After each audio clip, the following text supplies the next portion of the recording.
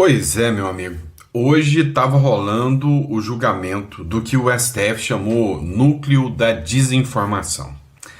Rapaz, saiu faísca. Começou com o Alexandre de Moraes xingando e esbravejando, dando o seu voto, e depois terminou com o Fux, sabe? Dando aquele mata-leão, sabe? Certeiro, aquela finalizada. Pois é. Você vai entender o que aconteceu, mas todo mundo só está falando desse julgamento e as trocas, né, de farpas que aconteceram aqui juridicamente dentro do STF hoje. Vamos entender tudo isso? Então não esquece, vai, se inscreve no canal, curta e compartilhe. Então, já atualizando tudo que rolou para vocês, hoje o bicho pegou lá dentro do STF. Vamos entender tudo que está rolando, vamos entender tudo que aconteceu. Primeiro, o ministro do Supremo, Alexandre de Moraes, começou o julgamento daquilo que eles chamaram de Núcleo 4. O Núcleo 4, segundo as informações da Procuradoria-Geral da República, era um núcleo responsável por desinformação. Sim, o que acontecia? Segundo a PGR, né, vinham ordens onde o Bolsonaro era o líder e o Bolsonaro falava, olha, critica as urnas eletrônicas. E eles faziam publicações criticando as urnas eletrônicas. E com base nisso, com base nesse crime gigantesco, né, todos precisam ser condenados por golpe de Estado. O único detalhe aqui, né, é que golpe de Estado, simplesmente criticando urnas, que é um crime que nem está previsto no Código Penal, é, sinceramente, juridicamente fraco. É muito fraco. Agora, o pior não foi isso. Foi reabrir inquéritos contra opositores políticos.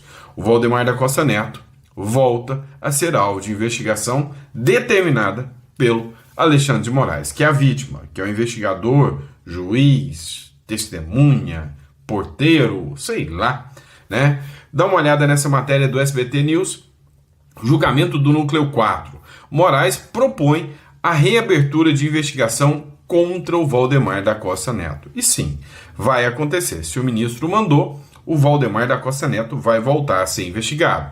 O ministro Alexandre de Moraes propôs nesta terça-feira, em julgamento do Supremo Tribunal Federal sobre o Núcleo 4, de tentativa de golpe de Estado, que o presidente do Partido Liberal, o Costa Neto, seja novamente investigado pelo cometimento de crime de organização criminosa armada e abolição violenta do Estado Democrático de Direito. Só para lembrar o argumento do Flávio Dino, nenhuma arma foi encontrada, mas militares já acordam, dormem e acordam pensando em armas. Então é por isso, era uma organização armada, sim. Então assim, juridicamente, né, insustentável. Moraes considerou que, se o presidente do Instituto Voto Legal, Carlos César Rocha, um dos réus do Núcleo 4, for condenado por ter contribuído com as ações antidemocráticas lideradas pelo ex-presidente Bolsonaro no fim de 2022, o Valdemar da Costa Neto deve voltar a ser investigado também. Ora, bolas. Se um é condenado, o outro tem que ser investigado também. A pena, né, as condutas passam da pessoa, né, do condenado. Primeira coisa é que esse argumento, para quem é jurista sério, não vale, não justifica. Mas se você acha que parou por aí, e está muito enganado, aqui foi só o comecinho da brincadeira. Aqui começou a ficar interessante. O ministro Alexandre de Moraes, no voto, você usa argumentos jurídicos. Você não sai xingando os réus. E é exatamente isso que o juiz imparcial fez. Saiu xingando de covardes, de mafiosos, todos os, vamos dizer assim, réus do Núcleo 4 de desinformação, de golpe de Estado. Diz covardes e mafiosos, diz Moraes ao votar pela condenação do Núcleo 4. O ministro Alexandre de Moraes, do Supremo Tribunal Federal, votou nesta terça-feira pela condenação de 7 réus do Núcleo 4, da organização criminosa responsável por ações de desinformação. Então, qual foi a conduta deles? Pegaram em armas? Não. Atiraram em alguém? Não. Tentaram destituir alguém à força, com armas, usando os militares, o exército?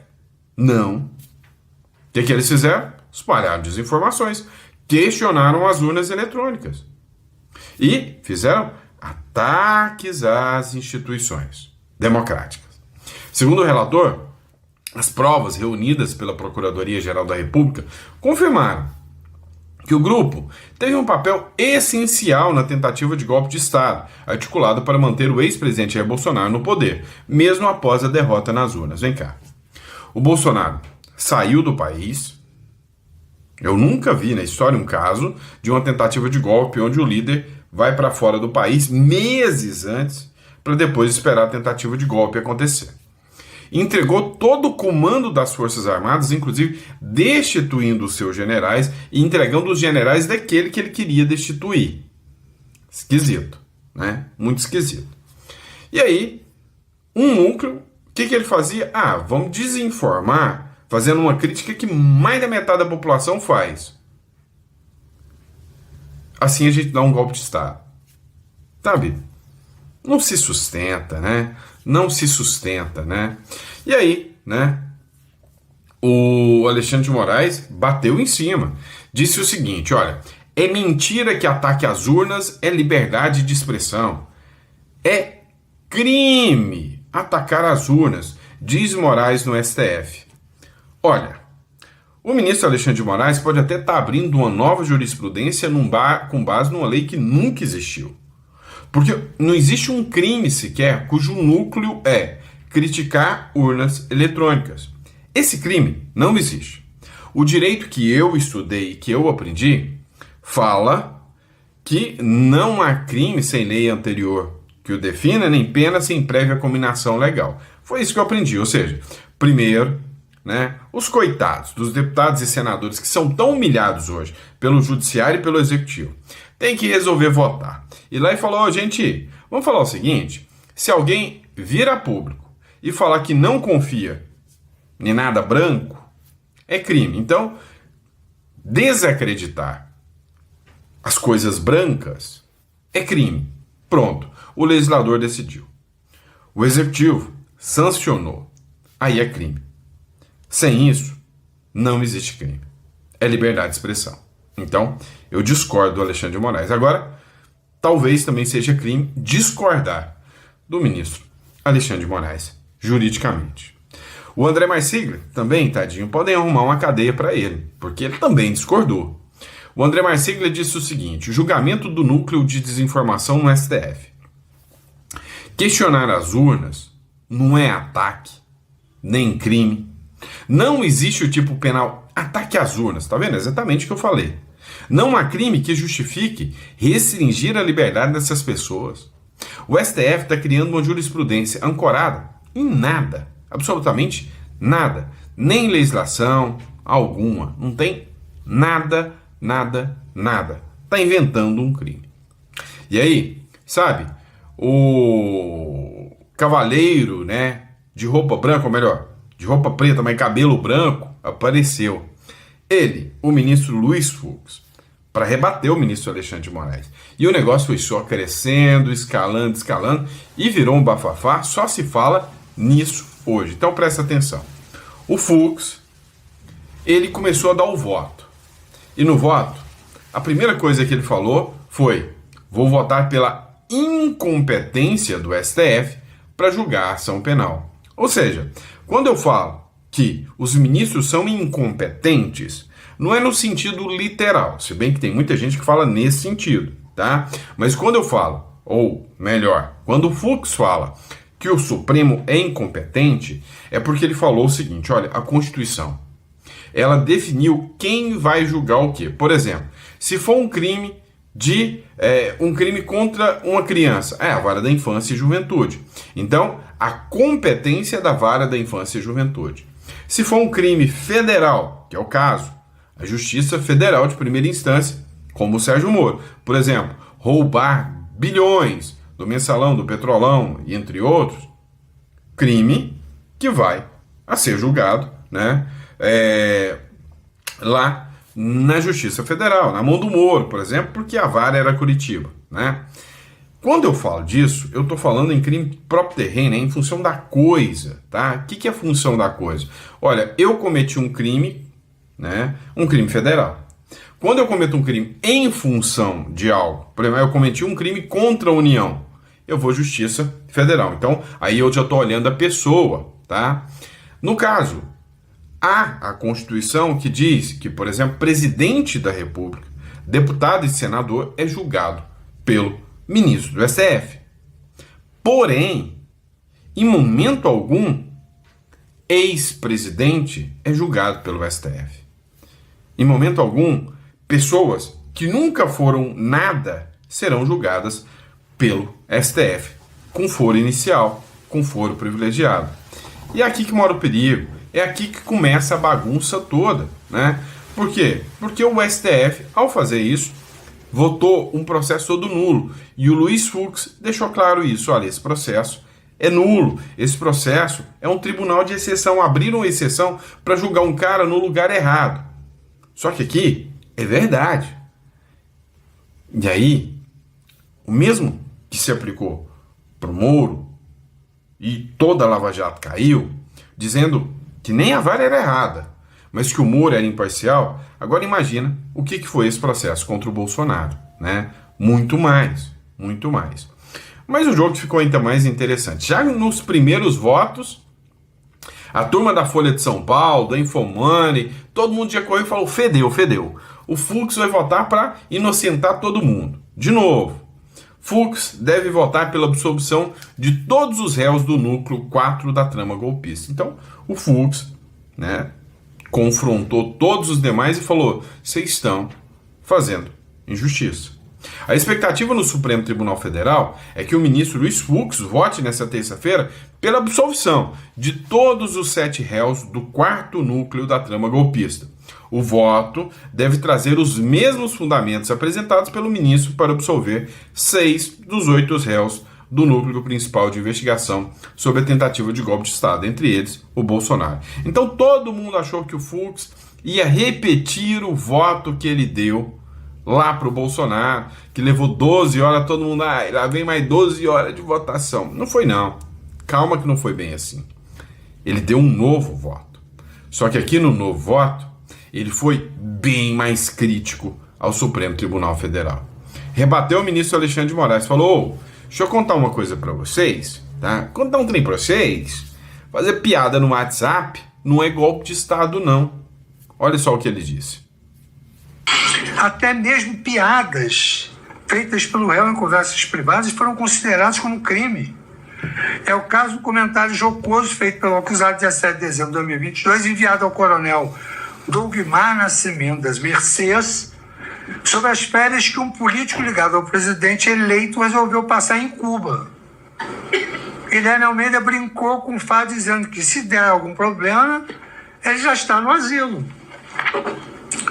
O autor da ação penal traz dessa brincadeira uma crença em golpe de Estado, mas não aponta quais seriam os atos executórios concretos desse suposto golpe e qual a participação direta do acusado na sua concretização, limitando-se a transcrever conversas particulares de WhatsApp. Simplesmente não mostraram golpe nenhum, piadas, publicações, tudo isso foi utilizado para condenar. O Fux, na verdade, ele está dando um dossiê completo para a direita recorrer a cortes internacionais contra o Supremo Tribunal Federal.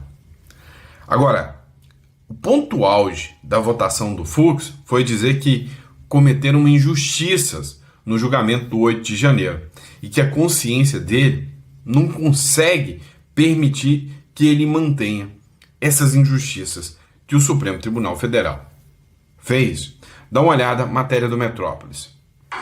Em consideração das alegações das defesas deve ser absolutamente plena, o que por vezes exige de um juiz imparcial a mudança de suas impressões prévias para fazer justiça. Essa dinâmica, ela contribuiu para a evolução das minhas convicções em direção ao entendimento que adotei no julgamento de mérito da ação penal 2668. E vem, então, desde então, aplicando a outros casos individuais oriundos dos atos de 8 de janeiro. Não apenas isso, mas também todo o contexto que envolveu o julgamento das ações correlatas por essa Corte contribuiu para a construção das posições técnicas e jurídicas que hoje adoto. Por vezes, em momentos de comoção nacional, a lente da justiça se embacia pelo peso simbólico dos acontecimentos e pela urgência em oferecer uma resposta rápida que contenha instabilidade político-social. Nessas horas, a precipitação se traveste de prudência e o rigor se confunde com firmeza. Mas o tempo, esse hábito silencioso e implacável, tem o dom de dissipar as brumas da paixão, revelar os contornos mais íntimos da verdade e expor os pontos que, conquanto movidos pelas melhores intenções, redundaram em injustiça, no meu modo de ver, e com a devida vênia e respeito a todos os votos dos eminentes pares e a manifestação de Sua Excelência, o Ministério Público. Pactuar com o próprio equívoco representa trair a verdade, degradar a dignidade humana e macular o pacto constitucional. Nenhum de nós, juízes, é infalível, mas só os que se reconhecem falíveis podem ser realmente justos. A humildade judicial é virtude que, mesmo quando tardia, salva o direito da petrificação e impede que a justiça se torne cúmplice da injustiça. O magistrado não deve buscar coerência no erro, nem se submeter a rótulos que aprisionem a sua consciência, seja o de punitivista, seja o de garantista. O único rótulo que honra o juiz é o da justiça, ao respeitar o devido processo legal e dar a cada um o que lhe é devido segundo a lei, observando sempre a proporcionalidade. Já ensinava Calamandrei: há mais coragem em ser justo parecendo ser injusto do que ser injusto para salvaguardar as aparências da justiça. Essa é a coragem que eu invoco. Estou falando da minha pessoa como juiz. Ao reconhecer que meu entendimento anterior, julgamos muitos casos, embora amparado pela lógica da urgência, incorreu em injustiças que o tempo e a consciência já não me permitiam sustentar.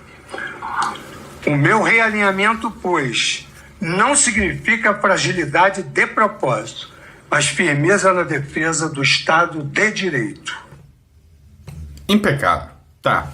Eu sei que foi muito jurídico o voto dele, mas meio que ele falou o seguinte: olha, eu errei lá atrás, todo mundo começando a me pressionar para que desse uma resposta logo. E o voto foi aquele voto de manada, acompanhando todo mundo, mas eu preciso de muito mais coragem para admitir que tudo isso foi uma perseguição, tudo isso foi uma baita de uma injustiça, do que simplesmente compactuar com essa injustiça. Ele falou quanto ele precisa de coragem para isso, mas que a consciência dele não o deixou dormir e que a consciência não o permite sustentar essa injustiça. Pois é. Será, que alguém mais está com a consciência pesada nesse julgamento?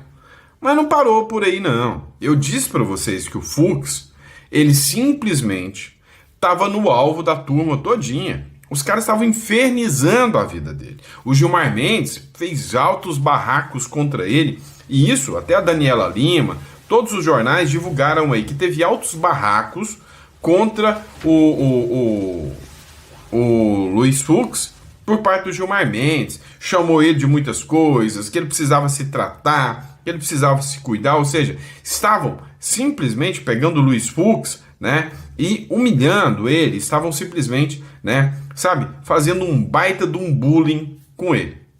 Mas eles podem, são supremos. E aí veio a Folha de São Paulo. O Fux pediu uma mudança de turma no STF e deve ficar fora dos processos sobre a trama golpista. Preferiu sair, porque ele não vai mudar nada mesmo, mas com isso sinaliza sem sombra de dúvidas, o desgosto, o descontentamento. E aí, não há dúvidas, né, que o Luiz Fux será uma baita de uma testemunha sobre os bastidores do que aconteceu dentro do Supremo Tribunal Federal, sobre as discussões que aconteceram dentro do Supremo Tribunal Federal para prender o golpista, né? Então, estou falando dos Estados Unidos, estou falando de uma corte internacional, se fosse o caso, ouvindo o Luiz Fux, né?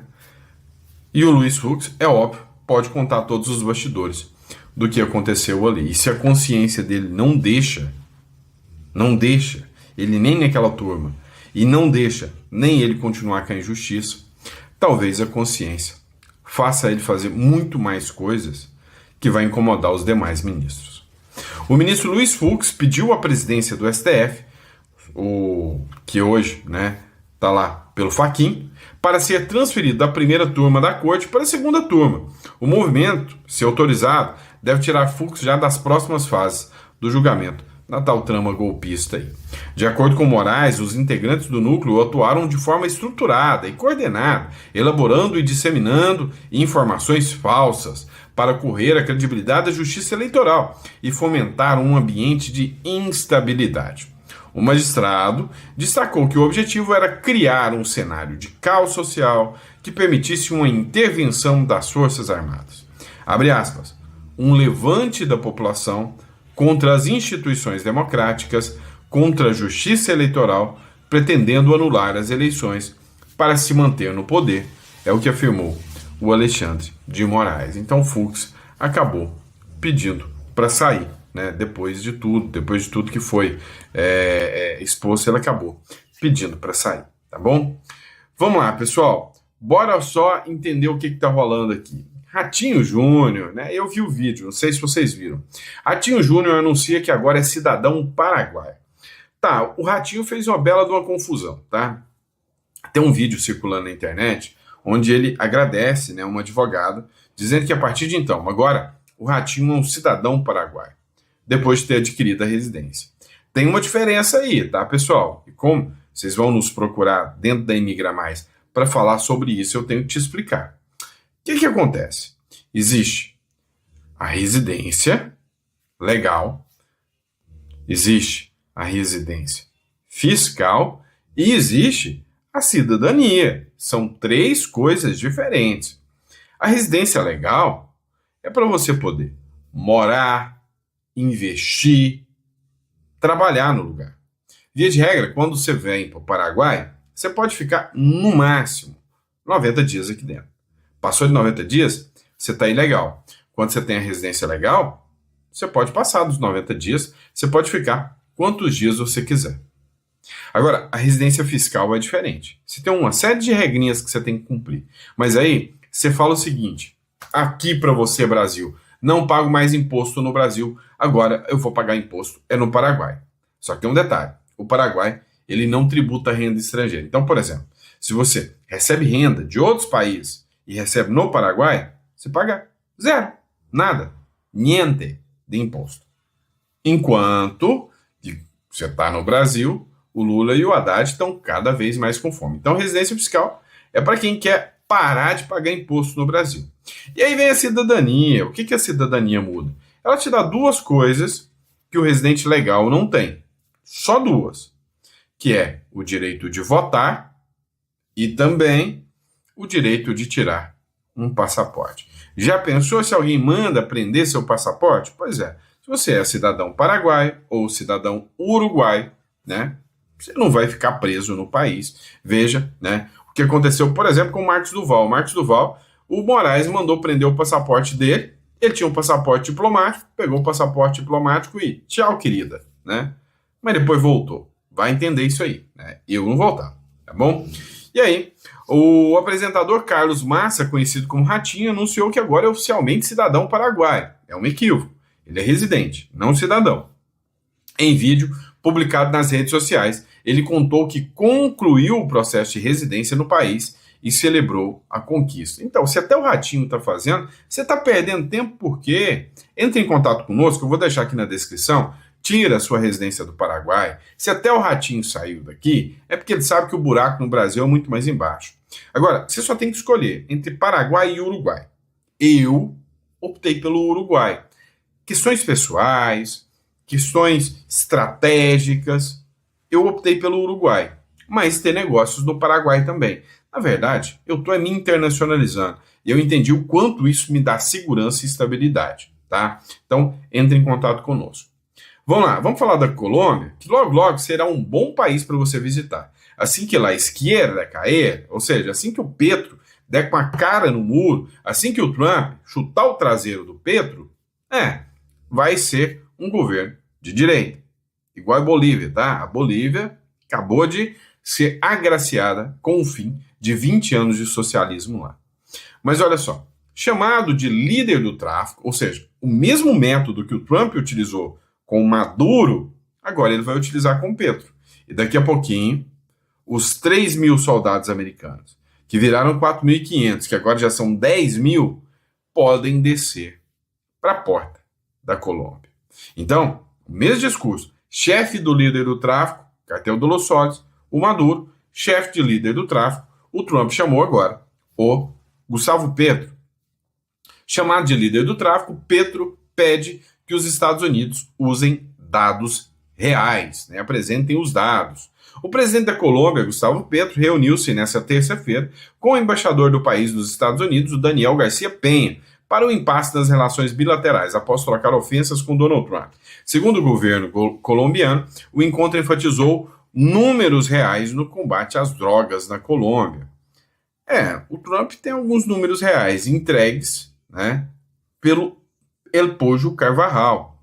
Na reunião longa, franca e construtiva, o presidente Gustavo Petro Urrego afirmou o compromisso do governo nacional com a expansão do programa de substituição de cultivos ilícitos e sua importância para o país. Reiterou também a importância de os Estados Unidos se basearem em números reais no combate às drogas na Colômbia, comunicou o Ministério das Relações Exteriores da Colômbia.